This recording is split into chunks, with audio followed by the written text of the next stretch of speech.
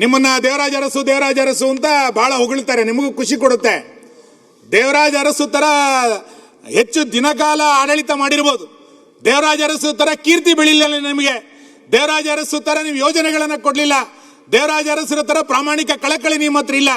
ಬರೀ ದಿನ ಮಾಡಿಬಿಟ್ರೆ ನಾನು 8 ವರ್ಷ ಮಾಡಿಬಿಟ್ಟೆ ಅಂತ ಕೂಡ್ಲಾಗೆ ದೇವರಾಜ ಅರಸು ಆಗ್ಲಿಕ್ಕೆ ಸಾಧ್ಯ ಇಲ್ಲ. ನಿಮ್ಮ ಹತ್ರ ಕಳಕಳಿ ಇದ್ದಿದ್ರೆ ಆ ವರದಿ 500 ಕೋಟಿ ರೂಪಾಯಿಯನ್ನ ಕೊಟ್ಟು ಮಾಡಿರುವಂತಹ ವರದಿಯ ಬಗ್ಗೆ ರಾಜ್ಯಪಾಲರ ಭಾಷಣದಾದ್ರೂ ಉಲ್ಲೇಖ ಮಾಡಬೇಕಾಗಿತ್ತು, ಬಜೆಟ್ ನಲ್ಲಾದ್ರೂ ಕೂಡ ನೀವು ಉಲ್ಲೇಖ ಮಾಡಬೇಕಾಗಿತ್ತು.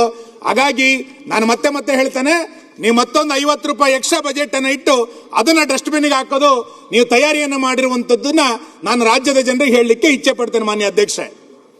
ಎರಡನೇದು, ನಿಮ್ಮ ಯೋಜನೆ ಹೆಂಗೆ ಹಳ್ಳ ಹಿಡಿತಾ ಇದೆ ಅಂತ. ನಂಜುಂಡಪ್ಪ ವರದಿ,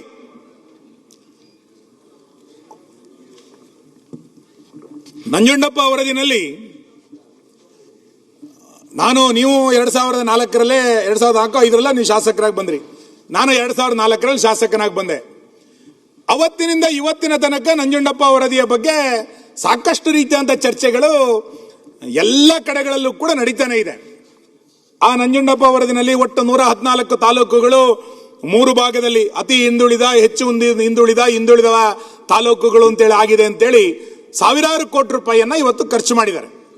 ಅದನ್ನು ಅನುಷ್ಠಾನ ತರಲಿಕ್ಕೆ ನಂಜುಂಡಪ್ಪ ಅನುಷ್ಠಾನ ಸಮಿತಿಯಿಂದ ಅದರ ರಚನೆ ಆಯಿತು. ಈಗ ಪ್ರಾದೇಶಿಕ ಅಸಮಾನತೆ ಎನ್ನುವ ಕಾರಣಕ್ಕೆ ಒಂದು ಗೋವಿಂದರಾಜ್ ವರದಿಯನ್ನಂತೇಳಿ ನೀವು ಹೇಳಿದ್ರಿ, ನಿಮ್ಮ ಬಜೆಟ್ನಲ್ಲಿ ಅದನ್ನು ಉಲ್ಲೇಖ ಮಾಡಿದಿರಿ. ಗೋವಿಂದರಾಜ್ ವರದಿಯನ್ನ ನಾವು ಜಾರಿಗೆ ತರ್ತೇವೆ, ಅದಕ್ಕೆ ಅನುದಾನ ಇಡ್ತೀವಿ ಅಂತ ಹೇಳಿದಿರಿ. ಇದ್ರ ಬಗ್ಗೆ ಒಂದು ವ್ಯಾಪಕವಾದಂತ ಚರ್ಚೆ ಆಗುವಂತ ಅಗತ್ಯ ಇದೆ ಮಾನ್ಯ ಅಧ್ಯಕ್ಷರೇ.